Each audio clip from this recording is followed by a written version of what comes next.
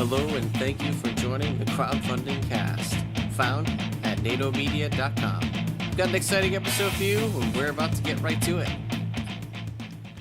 Hello, thank you for joining the Crowdfunding Cast. My name is Jonathan Nato. You know what we do here. We have on crowdfunding campaigns, and we have one for you as always. So let's get right to it. So today we're speaking with Parker. He's running a Kickstarter campaign, Below the Trees. Parker, thanks for coming on. Oh, glad to. So Parker, what's this movie all about? What are you doing with this Below the Trees? Well, I watch a lot of horror films, and I've written a story that is exactly the kind of thing my friends and I would want to go see in the theater. But I don't have enough money lying around to shoot a feature-length film, so I thought what I could do is raise some money on Kickstarter and make a short that is the opening to the feature, which could be a great way to pitch the full story. And each week, I'm running a poll where people on Twitter can vote on a sort of Easter egg in the film. So I'm hoping that's going to make this project even more special for the people who pledge. Okay, very cool. So I guess before we get too far into it, the title Below the Trees, where'd that come from? So there's an antagonist in the story who really wants to buy the land that the protagonist owns. And in the screenplay, it's revealed that the antagonist has some relatives buried below some trees on the land. Ah, So okay. that's sort of like the very literal way of looking at the title, but I also think it influences the visual style a lot. I've got some great shots planned, like these low angle shots with the large foreboding trees in the background, and I think that that'll kind of play into the title too. Ah, very cool, very cool. So I guess, without giving away too much, do you want to maybe go into a little more detail then, kind of about the plot and maybe some of the characters, or just give the audience an idea of the Oh yeah, the film? sure, I'd love to. The story's about this independent young woman who inherits her grandmother's real estate, and she grew up living there, so she totally understands that it's a lot of work to keep that kind of a place going, and she wants to stay there and kind of bring it back to life. But soon after she moves in, this unsettling neighbor woman uh, wa- comes over. She wants to and we're not really sure. There's something off about her as the story goes on. We start thinking more and more this woman is not as harmless as she seems, and by the end, we're pretty sure she's possessed. Oh man. So is this more of a psychological kind of thriller? Like I know you said you love horror films, and this is the kind of film you'd want to see. But I mean, is there much sort of horror type? Like, what are the kind of horror type things that are going on throughout the film? Yeah, so well, I love horror films that have that focus more on mystery and suspense, Mm. kind of like Carnival of Souls and Let's Scare Jessica to Death is a 70s film I really love, and The Skeleton Key. So I guess the really horror elements of this film are I introduced some kind of witchcraft thing. There's this giant pentagram in the woods, and this character who's really creepy and has malevolent intentions toward the protagonist and Mm. is going to be trying to kill her in the short film. We're going to get a little taste of that. So I think that's where the horror is. But at the end of the day, it is kind of more of a mystery, suspense kind of atmospheric film. Yeah, it's not like a Friday the 13th or anything. Yeah, yeah. No one's getting their arms chopped off and the blood spewing. It's not that kind of horror. Yeah, no, no. So, man, so the neighbor seems like they're willing to go into any end if they're actually going to try and kill her just to get the house. Yeah, yeah. I think she's probably the most interesting character in the film, and I'm really excited to see what this actress I found does with the role. That's cool. And so does when the girl moves in, she gets her grandmother's house. Does she think that the neighbor is kind of creepy and weird at first, or does she seem like, oh, look at that sweet old lady, next door, and then slowly but surely she kind of starts doing creepy things?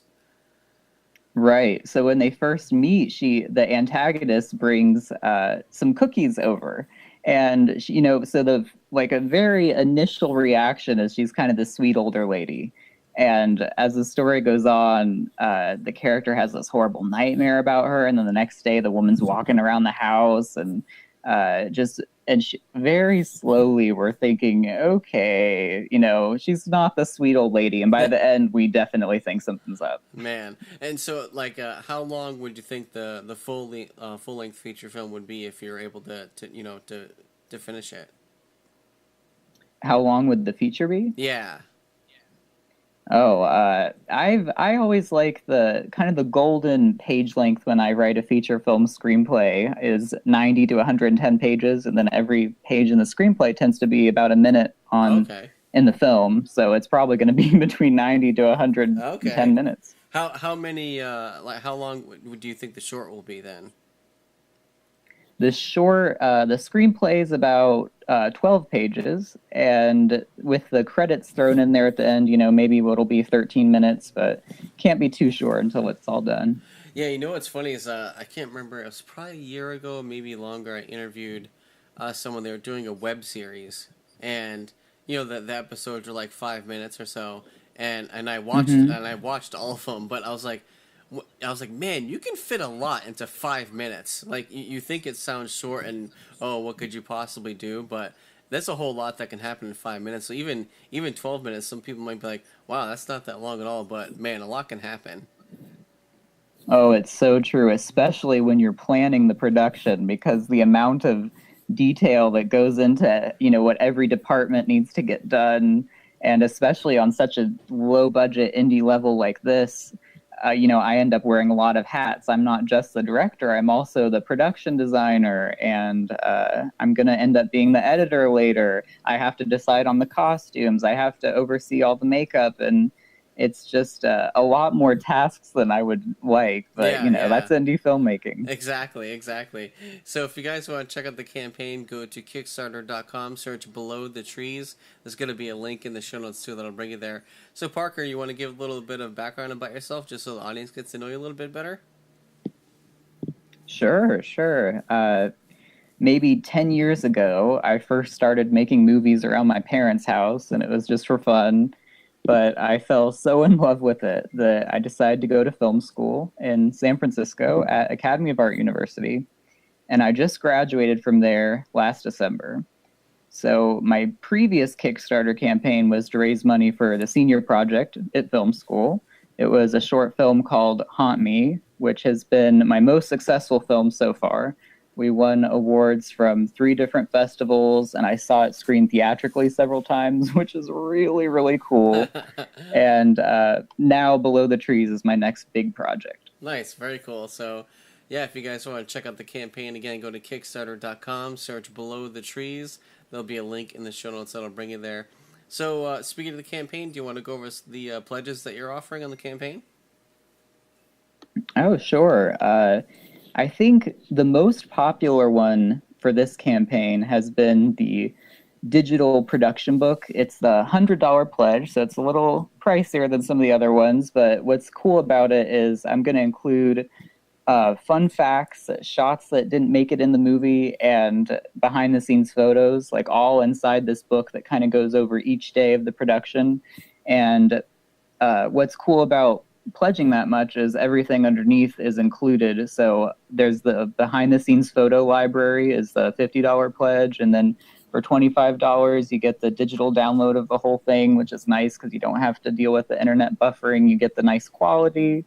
And for just $15 you can have your name in the credits, so that one's been doing pretty well. Nice. And for $5 you can get the Vimeo link to see the film. So cool. I was hoping that one was going to kind of take off as our most popular pledge, but I guess people are more interested in getting their name in the credits and everything, because it seems like that's been one of the least popular ones, is just to see the movie without any other perks. Yeah, I mean, for $15, you definitely want my name in the credit too. Yeah, I guess so. It's been working. No, that's awesome. So, do you have anything that's over the $100?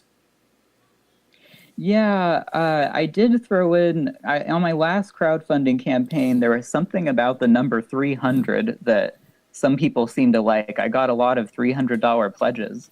So I made, for $300, you can get the producer credit in the film. But so far, we've only got one person who bought that, so I don't know how well that's going to do. But it's up there in case, someone out there wants to be the producer. Nice. That's very cool. Yeah, so if you guys want to check out the campaign, go to Kickstarter.com, search Below the Trees. There's going to be a link in the show notes that'll bring you there too. So Parker, this is awesome. I wish you well in the campaign and hope you exceed your goals on this. Yeah, me too. Thank you for talking to me about it. Oh, no problem. Is there anything else you want to go over about the film? Anything I might have overlooked or that you didn't get a chance to mention? Maybe just that every Wednesday night I'm going to be doing these Easter egg polls, and we've still got there's one that's still active from last week, and then I've got two more coming up. So if you're interested in the film, you can vote on something that'll actually show up in the movie. So it's pretty fun. That's very cool. That's awesome. All right, so everyone, one last time, go to Kickstarter.com, search Below the Trees. There'll be a link in the show notes that'll bring you there. And again, Parker, thanks for your time, and I wish you well in the campaign. Thank you. I appreciate all the good wishes. And my pleasure. And everyone, thank you for listening and downloading. We'll talk to you next episode. See ya.